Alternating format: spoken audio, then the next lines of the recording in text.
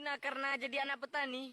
Ingat bro, pepatah Thailand mengatakan, Homela kap nai kam lu tung lu ke lai kam lai, cat lu cantu bedai. Gitulah kira-kira. Sifat sombong adalah sifat membanggakan diri, seolah-olah diri lebih unggul dari siapapun dan mengharap sebuah pujian. Sifat tersebut termasuk sifat paling buruk yang dimiliki oleh manusia. Biasanya, orang yang memiliki sifat sombong adalah orang yang suka menghina, merendahkan orang, suka membanding-bandingkan orang dengan keunggulannya. Memang hidup ini kebanyakan manusia suka membanding-bandingkan antara kekurangan dan kelebihan dengan bentuk sebuah angka. Itu memang sudah ada pada awal kita sejak sekolah, bahkan sebelum ada sekolah itu sudah ada. Ada sedikit kata menarik, sekolah banding-bandingin ranking, kuliah banding-bandingin IPK, kerja banding-bandingin penghasilan. Apakah hidup ini memang hanya tentang angka? Dari pandangan Islam sendiri, sombong adalah sifat paling buruk. Dari Ibnu Mas'ud radhiyallahu anhu, Nabi sallallahu alaihi wasallam bersabda, tidak akan masuk surga orang yang dalam hatinya ada kesombongan sebesar biji debu. Hadis riwayat Muslim.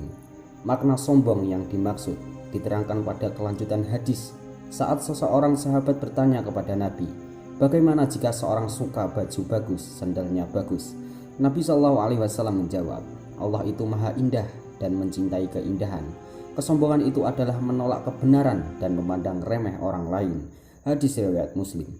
Saat telah tampak jelas kebenaran dalam pandangannya, ayatnya jelas, hadisnya pun jelas, namun dia tetap saja tidak mau menerima kebenaran. Inilah yang dinamakan sombong. Saat seorang memandang dirinya berada di atas orang lain, lebih mulia dari orang lain, lebih sempurna dari orang lain, kemudian memandang selainnya rendah dan hina, itulah sifat sombong. Siapa yang dalam hatinya ada sedikit saja sifat ini, maka tidak akan masuk surga. Nas'alullah as-salamah, semoga Allah menghindarkan kita dari sifat seperti ini. Tidak masuk surga selamanya, namun ancaman tidak masuk surga dalam hadis tentang sombong tersebut dan hadis-hadis lainnya yang menerangkan sebuah dosa besar atau maksiat kemudian diancam tidak masuk surga.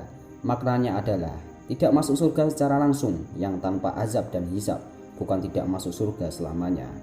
Karena ancaman berupa tidak masuk surga yang terdapat dalam Al-Quran dan hadis memiliki dua makna. Yang pertama, tidak masuk surga selamanya, tahrim abadi, artinya akan berada dalam neraka selamanya, tak akan pernah masuk surga. Inilah nasibnya orang-orang kafir dan musyrik. Kedua, tidak masuk surga sementara tahrim muakhad, dia mampir sementara di neraka untuk dibersihkan dosanya. Kemudian jika telah tiba saatnya dia sudah pantas masuk surga, Allah Ta'ala akan memasukkan dia ke dalam surga. Atau dia berpeluang lain yang lebih beruntung, bisa jadi dengan kemurahan dan kasih sayang Allah Subhanahu wa Ta'ala, dia mampu diampuni dosanya sehingga tidak perlu mampir di neraka, langsung masuk surga. Inilah yang berlaku pada orang yang mukmin yang melakukan dosa besar, yang mendapat ancaman kekal di neraka. Hanya pelaku dosa syirik atau kafir, merekalah dosanya yang tidak diampuni oleh Allah Subhanahu wa Ta'ala sehingga berada kekal di dalam neraka. Walau hanya sementara di neraka, namun sifat sombong jangan sampai kamu remehkan. Wallahu a'lam bishawab. Assalamualaikum warahmatullahi wabarakatuh.